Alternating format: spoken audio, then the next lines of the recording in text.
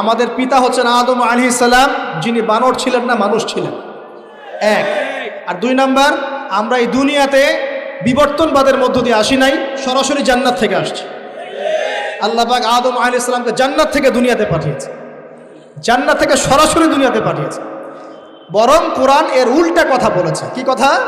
কোরআন সূরা বাকারায় বলছে একটা জাতি ছিল, তার নাম বনু ইসরাইল। কি নাম? এই বনু ইসরাইলের মধ্যে একটা দলকে আল্লাহ পাক বলেছিলেন শনিবারের দিনে মাছ ধরবে না। কি বলেছেন? শনিবারে, এই যে সাগর আছে আপনাদের মনে করেন, এই শনিবারে মাছ ধরবে না।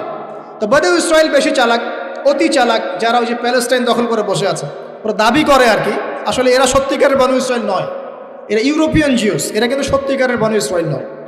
এখন এরা অতি চালাক, মাছ ধরে নাই, কিন্তু মাছ ধরার বাদ দিয়ে রাখছে। মাছ আসে, বাদ দিয়ে রাখি, পরে ধরব। এই পাপের কারণে, এই সীমা লঙ্ঘন করার কারণে সূরা বাকারা এবং সূরা আরাফে আল্লাহ পাক বলেছেন ওই মানুষগুলোকে আল্লাহ পাক বানর বানিয়ে দিয়েছে। তাহলে মানুষ থেকে বানর হয়েছে এই দলিল কোরআনে আছে, পড়ে দেখেন। মানুষ থেকে যে বানর হয়েছে এই দলিল কোরআনে আছে, সূরা বাকারায় আছে, সূরা আরাফের মধ্যেও আছে।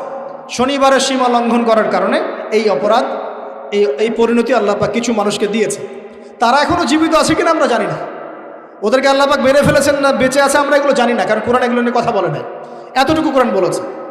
তবে এখনো কিন্তু বহু বাইরের মানুষ আকৃতির প্রাণীকে আল্লাহ পাক ভেতর থেকে বানর বানিয়ে দিচ্ছেন না। এটা নিয়ে একটা কথা বলতে চাই, সেটা হলো কিয়ামতের আগে আগে আরও কিছু মানুষকে আল্লাহ পাক কিন্তু শূকর এবং বানরে পরিণত করবে। এই হাদিসটা কি জানেন? হাদিসটা শুনে রাখেন, এটা আখিরুজ জামান বা কিয়ামতের আলামত সংক্রান্ত হাদিসগুলোর মধ্যে পাবেন। আল্লাহর রাসূল সাল্লাল্লাহু আলাইহি ওয়াসাল্লাম বলেছেন কিয়ামতের আগে আগে আমার উম্মতের মধ্যে, ভালো করে শোনেন, কিয়ামতের আগে আগে আমার উম্মতের মধ্যে একদল মানুষ বের হবে যারা মদ পানকে হালাল মনে করবে। কাকে? মদ পান করাকে হালাল মনে করবে। যারা বাদ্যযন্ত্র, গায়িকা, নায়িকা এগুলো নিয়ে নর্তকী নাচাবে রাতের বেলা, এগুলোকে হালাল মনে করবে। যারা অশ্লীলতা, বেহায়াপনাকে জায়েজ করে নিবে। ঠিক আছে, এরকম কয়েকটা পাপের কথা বলে নবীজি বলছেন একদিন সকালবেলা আল্লাহ পাক তাদেরকে ঘৃণিত বানরে পরিণত করবে।